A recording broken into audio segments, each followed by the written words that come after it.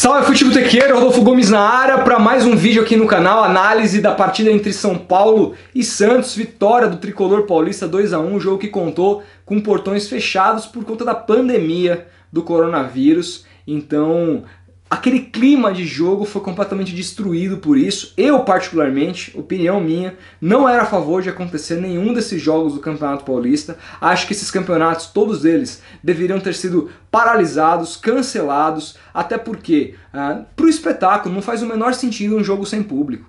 Não faz o menor sentido, é completamente bizarro você assistir um clássico desse tamanho, um clássico dentre os times paulistas, aqueles que detêm mais títulos continentais e mundiais, que é o caso aí de São Paulo e Santos, um jogo enorme, sem público. Ainda que tenhamos aqui no estado de São Paulo essa aberração que é a torcida única. Ainda que seja assim, um jogo sem público é completamente absurdo. Aí você fala, não, mas você defende o jogo com público nessa condição? Não, eu defendo que o jogo nem deveria ter acontecido, eu defendo que os campeonatos estaduais em geral sejam paralisados. E se essa pandemia não for resolvida, que eles sejam cancelados e os seus respectivos campeões não conhecidos.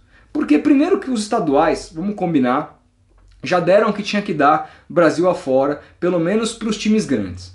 Essa é a boa verdade, ou pelo menos eles deveriam ser remodelados, ter muito menos jogos do que eles têm, porque o que eles fazem é sangrar o calendário do futebol brasileiro o ano inteiro. É isso, para isso que eles servem, para atrapalhar o calendário do futebol brasileiro. E nenhum país no mundo tem essa bizarrice que chama estaduais. Eles já foram muito importantes no passado e hoje em dia são muito pouco relevantes. Os times pequenos deveriam ter uma outra maneira de disputa, de repente um campeonato estadual no ano inteiro, que tivesse uma fase no começo do ano que servisse de pré-temporada e assim os times grandes jogassem menos. Dá para fazer coisa melhor do que isso e agora deveria se aproveitar essa pandemia para botar uma pá de cal nesses campeonatos estaduais, principalmente desse ano. O Campeonato Paulista está muito fraco, é um dos campeonatos mais fracos dos últimos anos. Os times grandes têm tido muito pouco interesse de jogar esses campeonatos, os jogos têm tido muito menos intensidade e ainda quando você vai para campo sem torcida, é menos uma situação motivacional para você correr. Portanto, nem deveria ter tido a partida na minha opinião, mas como teve, estamos aqui para analisar e eu acho que merece uma boa análise porque aconteceu muita coisa no jogo. Antes eu peço o like nesse vídeo se você puder, porque isso ajuda que esse vídeo chegue para mais pessoas. E lógico, se inscrever no canal se você não é inscrito. Aperte o botão aí do inscrever-se abaixo do vídeo. Muita coisa aconteceu porque foram dois tempos muito distintos. Primeiro tempo, o Santos, ainda que tenha jogado muito mais no seu campo de defesa do que no seu campo de ataque, tinha a partida controlada. Era um jogo que o Santos fez um gol muito bonito, numa escapada, e dava sinais que teria espaço para dar mais escapadas assim, e quem sabe aumentar o placar, ainda que o São Paulo, desde o começo do jogo, como é característica do seu técnico, propusesse a partida e tentasse jogar no campo adversário. São Paulo era um time no primeiro tempo que, embora jogasse com a bola, tinha pouquíssima criatividade para arrumar alguma coisa e criar chances de gol. Tinha finalizado 4 vezes até a primeira finalização do Santos, que acabou em gol, mas eram 4 finalizações sem o menor perigo. Então o Santos, mesmo sem a bola, controlava a partida. Então, no fim do primeiro tempo, houve a expulsão do Jobson, uma expulsão completamente justa, uma jogada absurda do Jobson,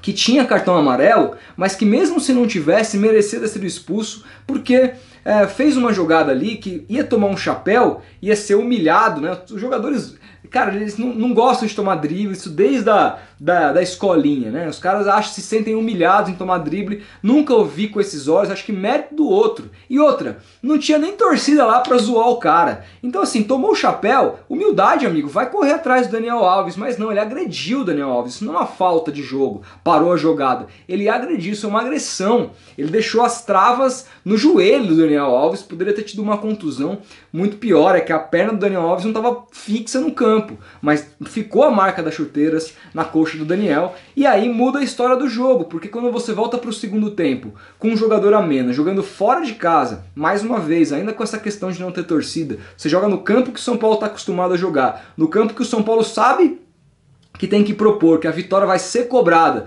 você volta para o segundo tempo com um jogador a menos, muda totalmente o panorama da partida. E aí o Diniz, que é um cara que eu critico muito pelo estilo de jogo dele, é muito toque, pouca intensidade e poucas... É bem verdade que esse ano o São Paulo tem criado muita chance e perdido-as, mas nesse jogo especificamente foi muito moroso o jeito do São Paulo jogar, mas nesse jogo, no segundo tempo, a gente tem que dar os méritos ao Diniz, que tirou o Bruno Alves, claro, viu que o Santos não teria grandes saídas com um jogador a menos, tirou um zagueiro, reposicionou o time defensivamente, recuando o Juanfran e o Reinaldo e jogando praticamente todo mundo lá dentro da área do Santos para tentar buscar um empate e a vitória, e acabou colocando o Pablo, que depois foi fazer os 2 gols, o do empate e da vitória. No entanto, é bem verdade que mesmo no começo do jogo, ali nos 10 primeiros minutos, o São Paulo, ainda com essa superioridade numérica lá na frente, criava poucas chances.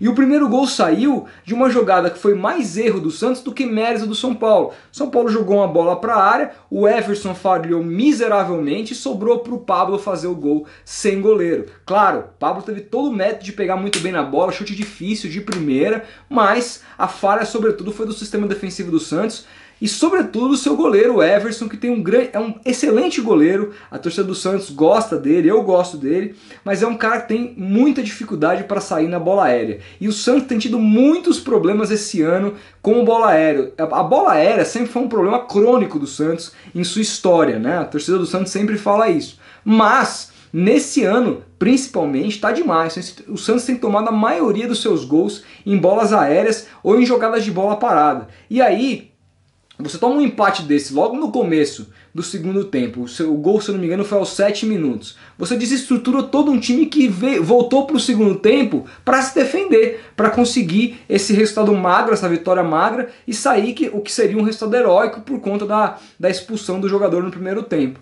Mas não, aí você desequilibra todo o emocional do time, você dá confiança para o São Paulo, que veio para cima. Até esperei que o São Paulo fosse ter mais chances depois do gol, acabou fazendo o segundo gol numa outra falha bizarra do sistema defensivo do Santos, e o Pablo subiu sozinho para fazer o gol da vitória. Mas foi um São Paulo que me decepcionou, porque mesmo com um jogador a mais, teve poucas ocasiões de gol, um time que controlou bem o jogo com a bola no pé, não deixou o Santos contra-atacar muito no segundo tempo, não tinha até grandes saídas, o time do Santos também morreu fisicamente no segundo tempo, mas foi um time que pouco agrediu a defesa do Santos, que não teve tanta volúpia para criar mais, para agredir mais, quem sabe, virar, fazer 3, 4, 5, porque o Santos estava no segundo tempo morto dentro de campo, não propunha mais absolutamente nada. Então eu acho que assim, esse jogo, embora o torcedor do São Paulo esteja mais feliz, obviamente, pela vitória do que o torcedor santista,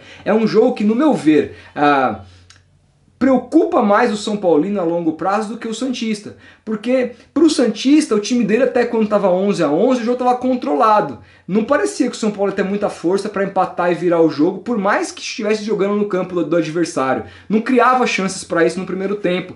Quando o Santos tinha lá os 3 homens de meio campo no primeiro tempo, o Daniel Alves não tinha espaço, o Tietchan não tinha espaço, a construção, o Igor Gomes, a construção do São Paulo estava completamente comprometida. E aí, lógico, com um jogador a menos, tudo muda. Então o torcedor santista mais sóbrio vai entender isso, que foi um jogo atípico, porque se perdeu um jogador no primeiro tempo, e não é todo dia que isso acontece. Portanto, do lado do Santos não tem muito o que se preocupar. É um trabalho muito diferente do que era no passado, do Sampaoli. Não tem, por exemplo, esse time não tem vergonha nenhuma de estacionar o ônibus, como fez na maior parte do jogo hoje, se preciso fazer. É um time que joga mais com o resultado debaixo do braço. Tem essa filosofia muito diferente do que foi ano passado com o Sampaoli e agora com o Gesualdo.